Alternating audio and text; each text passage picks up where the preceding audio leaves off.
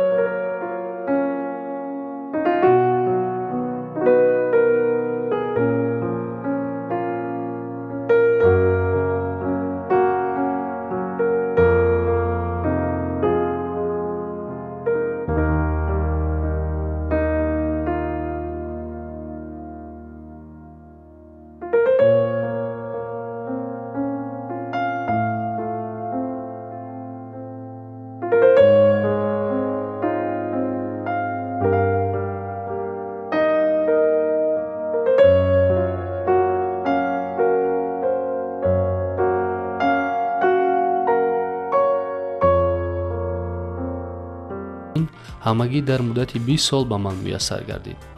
шумо ҳам метавонед ба ин муваффақиятҳо برسید.